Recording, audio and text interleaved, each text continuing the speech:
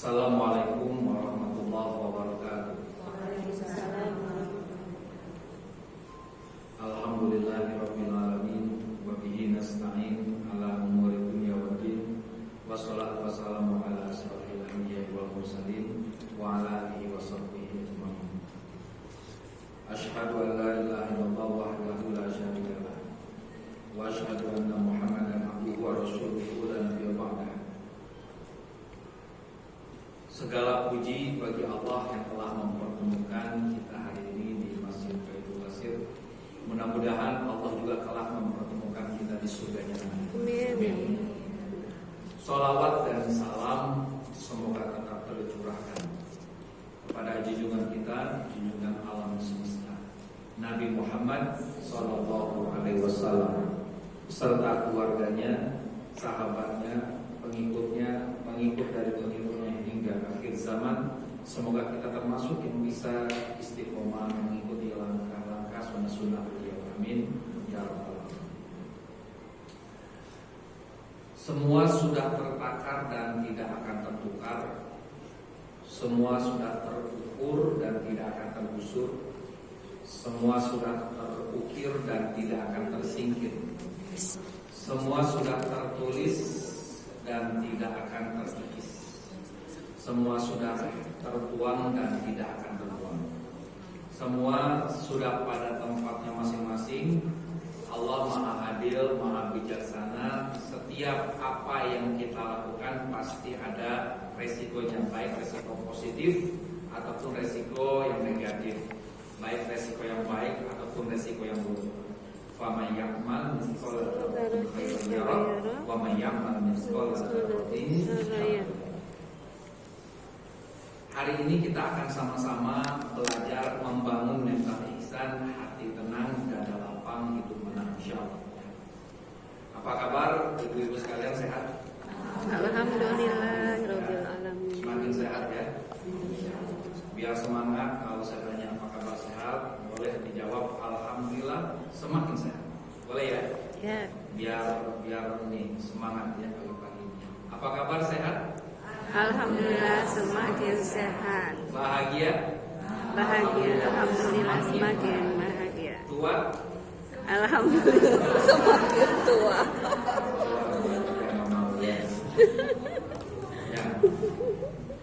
Alhamdulillah ya, sudah hampir 2 tahun ya ketemu berarti ya di sini ya.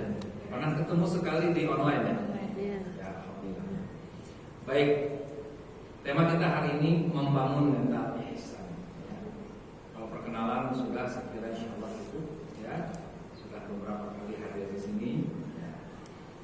Hanya sama-sama kita pertegas kita ini punya profesi sebagai Abdullah dan Khalifatul Fil. Itu profesi utama kita. Profesi tambahannya ya, bisa sebagai guru, bisa sebagai trainer, bisa sebagai PNS, bisa sebagai ibu rumah tangguh ya. Ibu rumah tangguh ya, banyak kerjaannya ya, ibu tangguh ya. Itu profesi tambahan. Tapi profesi utama kita adalah sebagai Abdullah dan Khalifatul Fil. Dengan memahami ini, insya Allah kita akan lebih mudah memiliki mental. Nah, Anda belajar sebelum dimulai ya, berzikir, berdoa, luruskan dan luaskannya. Zikir itu maksudnya ingat Allah. Baca Bismillahirrahmanirrahim itu berarti apa? Zikir. Ingat. Kalau berdoanya apa? Rabbi zidni warzuqni birahmatika ya arhamar. Luruskan niat lillahi ta'ala dan luaskan niat. Maksudnya apa luaskan niat itu? Niatnya jangan sempit tapi luas. Kalau niatnya sempit mungkin datang ke sini cuma menggugurkan kewajiban. Gak enak disuruh Bu Ela misalkan gitu. Itu niatnya sempit. Kalau niatnya luas, datang ke sini pertama menggugurkan kewajiban, 2 menghargai undangan teman, 3 menambah ilmu dan wawasan, 4 akan mengamalkannya, 5 akan menyampaikannya, 6 diamalkan dan disampaikan dengan ikhlas. Itu ada 6. Luas ya niatnya. Innama amalu bin segala sesuatu tergantung dari niatnya. Wa innama likulli imrin ma nawa. Dan setiap orang akan mendapatkan apa yang diniatkan. Ya. Jadi diluaskan niatnya Bunda ya, tidak hanya menggugurkan kewajiban atau hanya nggak enak saja ya. Oke, baik. Yang kedua ada belajar kita tenangkan hati, hatinya tenang, kolbunya tenang, dadanya lapang. Ada kolbu, ada dada. Dada itu sodar. Ya. Kolbu diterjemahkannya seringkali hati, kalau sodar diterjemahkannya dada. Ya. Dada itu lapang, kalau hati itu tenang. Berbahagia dan aktif terlibat, yang kurang jelas silakan tanya. Wajahnya bahagia, jangan ada yang wajahnya seperti apa? Batu nisan. Ya. Serem ya, cuma ada nama, tanggal lahir, tanggal mati. Serem ya, tapi bahagia ya, aktif terlibat ya. Dan seperti biasa selaraskan antara kenyataan dan kenyataannya di sini, inginkan di sini bahagia. Masya Allah ya, sudah sering dijelaskan ya. Baik, apa sih ihsan itu? Ya. Suatu saat malaikat Jibril datang kepada Nabi, nanya apa itu Islam, apa itu iman, termasuk nanya kabarkan kepadaku apa itu ihsan. Ya. Lalu Nabi menjawab, anta'budallah ka'annaka tarahu fa illam takun tarahu fa innahu yarak. Ihsan itu apa? Ihsan adalah engkau mengabdi kepada Allah seolah-olah engkau melihatnya. Ya. Lalu jika engkau tidak dapat melihatnya bagaimana? Ya. Maka fa innahu yara. Maka yakinilah sesungguhnya dia sedang melihat. Ya. Jadi itu ihsan. Ihsan itu adalah proses lihat melihat antara hamba dan Tuhannya. Saling mengamati antara hamba dan Tuhannya. Ibu kalau udah saling melihat dengan suami ibu perasaannya gimana Bu? Deg-degan. Hah? Biasa aja Bu? Ya. Ya. Kalau sudah saling melihat dengan orang yang kita cintai, apa perasaannya? Senang, bahagia, nyaman, adem. Begitu ya. Nah ini ihsan ini proses saling melihat antara hamba dengan Tuhannya. Allah pasti melihat kita, sedangkan kita seolah-olah sedang melihat Allah Subhanahu wa Ta'ala. Ini konsep dasarnya dulu tentang ihsan ya. Bunda rahimahullah. Jadi apa itu ihsan? Ya ada hamba ya. Ada Allah kan begitu ya. Ada hamba. Jadi ihsan itu mengenai keyakinan sedang dilihat, keyakinan sedang diamati, yakin. Dan plus, ada plusnya, plus kemampuan dan kemauan untuk melihat dan mengamati. Jadi ada proses keyakinan sedang diamati. Oleh siapa diamatinya? Oleh Allah. Dilihatnya oleh siapa? Dan dia punya kemampuan dan kemauan untuk mengamati. Oh, mengamati Allah, melihat Allah nggak bisa. Yang dilihat apanya berarti? Ayati, tanda-tandanya, makhluknya, ciptaan. Berarti ihsan itu adalah keyakinan kita sedang dilihat oleh Allah, pasti Allah melihat kita, dan kemampuan dan kemauan kita melihat alam semesta, melihat, mengamati orang-orang yang ada di sekitar kita. Sampai keluarlah orang-orang yang ulil albab itu pernyataan ketika dia melihat alam semesta ini. Pernyataannya apa? Rabbana ma khalaqta hadza. Ya Tuhan kami, ya, tidak ada ciptaanmu yang sia-sia, yang baca. Nah berarti itu sudah ihsan. Kalau pengamatannya sudah sampai kesimpulan seperti itu ya. Masya Allah ya. Oke. Sekarang kita tes penglihatan, ibu-ibu sekalian. Bunda ya, sudah siap ya? Ya. Tolong tunjuk dengan jari Anda. Saya sedang berada di mana? Masjid. Aktif terlibat ya? Gue sangat ragu. Tunjuk. Masjid. Tunjuk. Di mana? Masjid. Masjid kan luas di mananya? Ya makanya tunjuk. Mana ragu-ragu ya, jangan ragu-ragu ya, tunjuk. Udah ya? Jadi saya udah ditunjuk tadi sama ibu-ibu posisi saya ada di mana, betul ya Bu ya? Oke ya. Nah sekarang kita pahami proses melihat. Mata melihat jam, lihat. Oke. Ternyata jamnya yang dilihat oleh mata dari mana?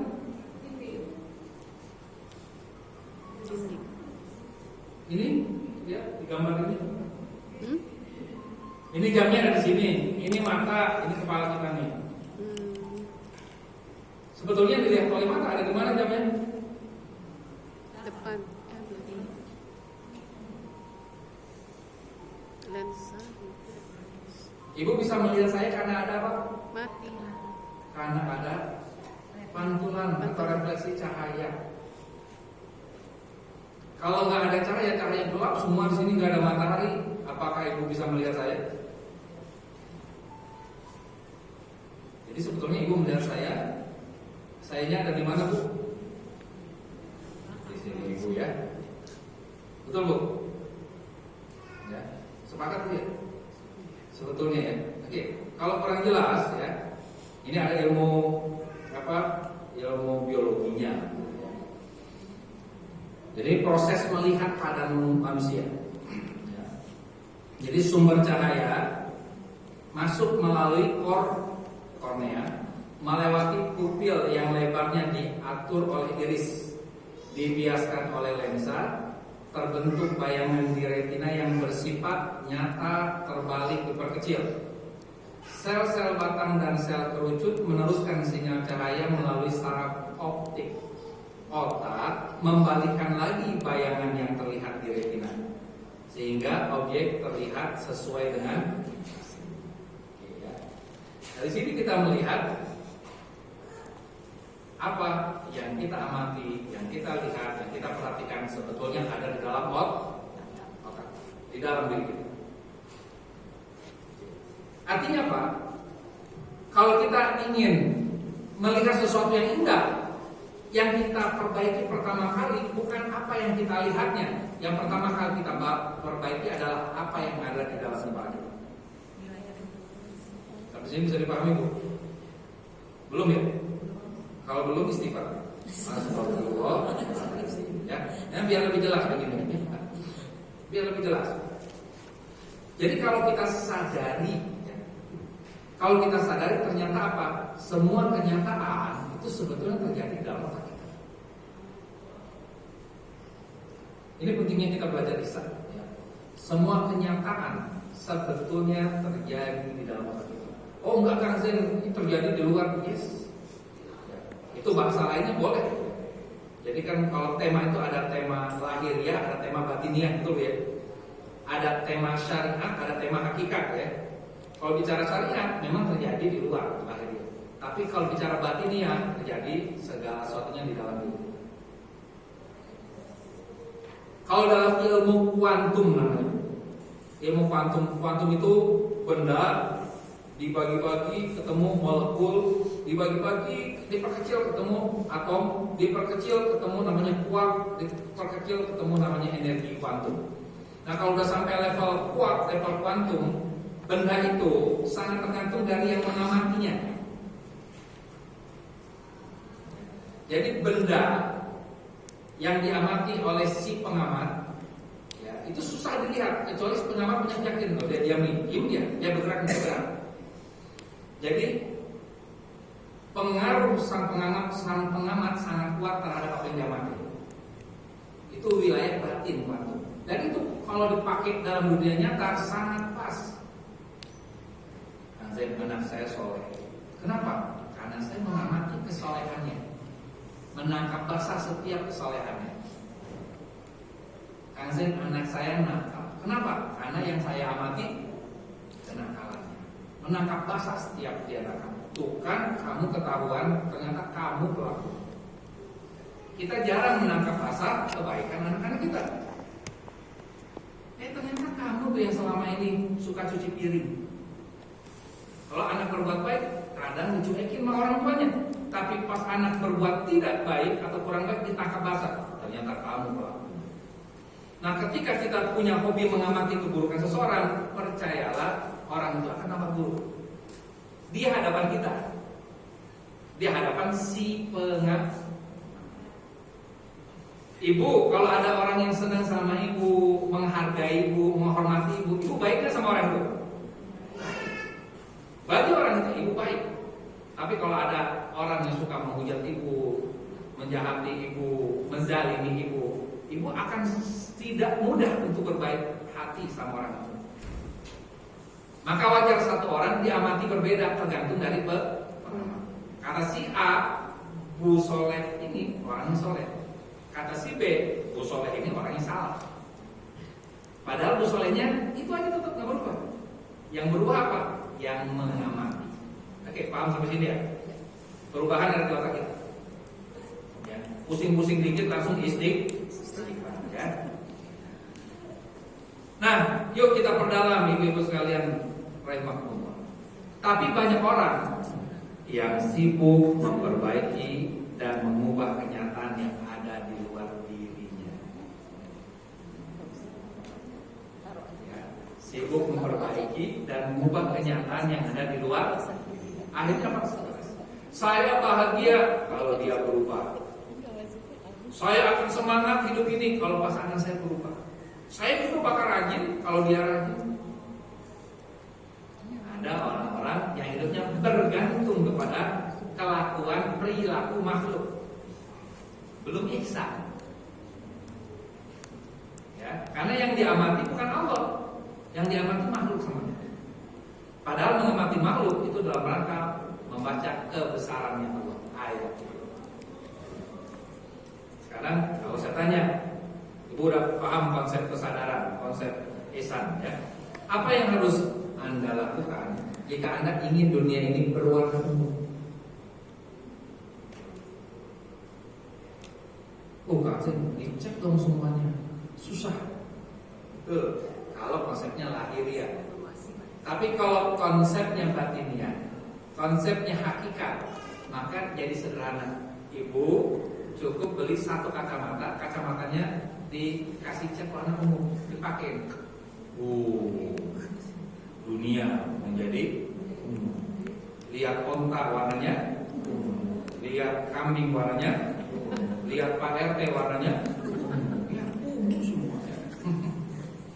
Kenapa? Karena dimulai dari diri sendiri. Iya, pengamatan dari yang terdekat.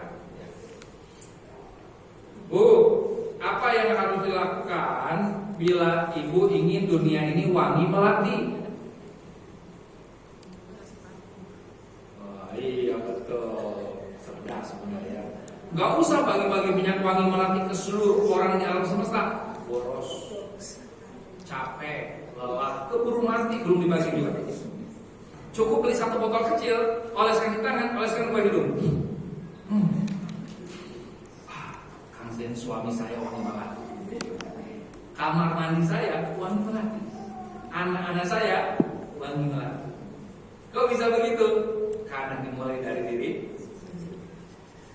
Saya pernah cerita di sini seingat saya. Bayangkan Bunda sedang tidur. Terus mohon maaf ada yang jahil. Masukin sedikit tai kucing ke hidung Bunda. Namanya tai kucing ya, walaupun sedikit ekstrim. Akhirnya Bunda bangun. Kamar buat tai kucing. Masuk toilet buat tai kucing. Masuk ruang makan bau. Buka tudung saji. Ini kornet apa tai kucing? Bunda keliling-keliling Cimanggis, Depok, bau tai kucing. Ke Jakarta, bau tai kucing. Akhirnya disimpulkan, ya Allah, Indonesia sudah bau tai kucing. Bahaya nggak kesimpulannya? Kenapa? Ada kotoran ini. Itu baru kotoran hidup. Bayangkan kalau ada kotoran yang itu di pikiran kita. Kotoran itu di kepala kita, kotoran itu adanya di hati kita. Maka kita akan bilang semua orang bau, semua orang brengsek, semua orang nggak benar, semua laki-laki buaya. Kalau pikiran dan hatinya bersih, nggak akan mengatakan semua laki-laki buaya. Paling dia mengatakan sebagian dari buaya ada yang laki-laki. Ya, itu udah bersih tuh pikiran dan hatinya ya. Oke ya. Oke, ini pentingnya pengamatan. Ya, sebelum kita punya keyakinan diamati Allah, kita latih dulu mengamati orang itu ternyata berdasarkan ilmu biologi, ya, ilmu otak itu tergantung dari refleksi cahaya yang masuk ke mata kita. Jadi yang kita lihat sebetulnya ada di dalam otak kita. Maka perubahan itu dari diri sendiri. Ingin anak kita lebih baik dari diri sendiri. Ingin pasangan lebih baik dari diri sendiri. Ingin tetangga lebih baik dari diri sendiri. Ini konsepnya indah. Ya. Innallaha la yughayyiru ma biqaumin hatta yughayyiru ma bi anfusihim. Sebenarnya Allah tidak akan mengubah nasib suatu kaum sampai individu-individu di kaum tersebut mengubah dirinya sendiri. Ya. Oke. Mengamati jati diri manusia. Kita mulai dari mengamati jati diri manusia. Siapapun yang berhasil mengamati jati diri sejatinya sebagai manusia, maka kehidupannya akan semakin tenang, lapang, dan menang. Insya Allah. Kita mulai. Hal pertama kali yang disuruh Allah kepada Rasulullah, bayangkan, ya, Allah pertama kali menyuruh kepada Rasulullah SAW, ya, yaitu perintah apa? Baca. Iqra. Perintah Iqra, bukan perintah hakimus sholah, bukan perintah wa'atuz zakat, bukan perintah amar ma'ruf nahi munkar. Tapi perintah yang pertama kali apa? Iqra, amatilah, bacalah, cermatilah. Jadi mengamati manusia ini berpahala nggak, Bu? Berpahala karena perintah. Bahkan ya kalau dalam persepsi saya ini perintah yang sangat penting. Karena kita nggak bisa sholat, nggak bisa zakat, nggak bisa berhaji, ya, nggak bisa meningkatkan iman dan takwa kita kalau kita gagal mengamati. Ya, gagal ihsannya. Iqra bismi rabbikal ladzi khalaq. Bacalah dengan nama Tuhanmu yang telah menciptakan makhluk, berarti ya. Khalaqal insana. Yang menciptakan makhluk pertama kali yang disuruh dibaca sama Allah siapa? Insan, yang terbuat dari segumpal. Jadi yang pertama kali disuruh oleh Allah adalah mengamati, membaca. Dan yang harus dibaca pertama kali bukan alam semesta secara umum, tapi secara khusus mengamati, membaca manusia. Oke, ya, mengamati diri kita sendiri, mengamati manusia. Dan manusia terdekat. Sebelum kita mengamati yang jauh, kan amati yang dekat.